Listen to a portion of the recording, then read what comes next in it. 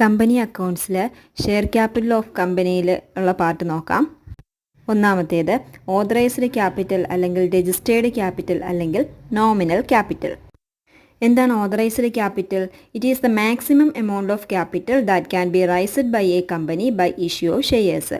Shares issue ചെയ്തുകൊണ്ട് ഒരു കമ്പനിക്ക് റൈസ് ചെയ്യാൻ പറ്റുന്ന മാക്സിമം എമൗണ്ട് ഓഫ് ക്യാപിറ്റലിനെയാണ് ഓതറൈസ്ഡ് ക്യാപിറ്റൽ എന്ന് പറയുന്നത്. ഈ എമൗണ്ടിനെ കമ്പനിയുടെ മെമ്മോറാണ്ടത്തിൽ ക്യാപിറ്റൽ ക്ലോസിൽ മെൻഷൻ ചെയ്തിരിക്കണം. എന്താ ഫേസ് വാല്യൂ അല്ലെങ്കിൽ പാർ വാല്യൂ എന്ന് പറയുന്നത്? ഒരു ഷെയറിൻ്റെ വാല്യൂവിനെയാണ് ഫേസ് വാല്യൂ അല്ലെങ്കിൽ പാർ വാല്യൂ എന്ന് പറയുന്നത്.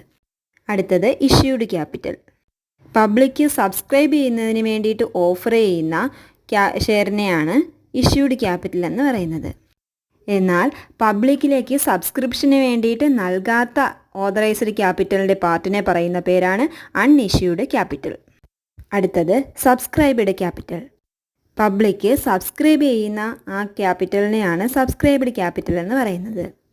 ഈ subscribed capital consideration other than cash ആയിട്ടും കിട്ടാം. പബ്ലിക്ക് സബ്സ്ക്രൈബ് ചെയ്യാത്ത ഇഷ്യൂഡ് ക്യാപിറ്റലിൻ്റെ ബാലൻസിനെ പറയുന്ന പേരാണ് അൺസബ്സ്ക്രൈബ്ഡ് ക്യാപിറ്റൽ. അടുത്തത് കാൾഡ് അപ്പ് ക്യാപിറ്റൽ. ഈ ഷെയർ എമൗണ്ട് കമ്പനി ഒരുമിച്ചല്ല പബ്ലിക്കിൻ്റെ അടുത്ത് നിന്നും സമാഹരിക്കുന്നത്. ഓരോ ചെറിയ ചെറിയ പോർഷനായിട്ടായിരിക്കും അവർ ഈ ക്യാപിറ്റലിനെ സമാഹരിക്കുന്നത്.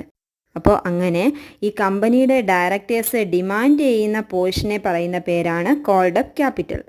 മുന്നേ പറഞ്ഞ സബ്സ്ക്രൈബ്ഡ് ക്യാപിറ്റലിൻ്റെ ബാലൻസ് അത് ഡയറക്ടേഴ്സ് ഡിമാൻഡ് ചെയ്തില്ല എങ്കിൽ അതിനെ വിളിക്കുന്ന പേരാണ് uncalled capital. The balance of subscribed capital which has not been called up is referred to as uncalled capital.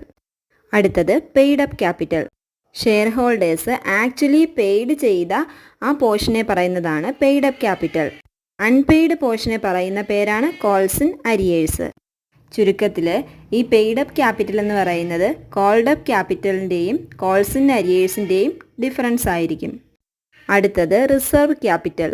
ഒരു കമ്പനിയുടെ വൈൻഡിങ് അപ്പ് ടൈമിൽ കോൾ ചെയ്യാനായിട്ട് റിസർവ് ചെയ്തേക്കുന്ന ക്യാപിറ്റലിനെയാണ് റിസർവ് ക്യാപിറ്റൽ എന്ന് പറയുന്നത്. That part of uncalled capital reserved for calling on winding up of the company.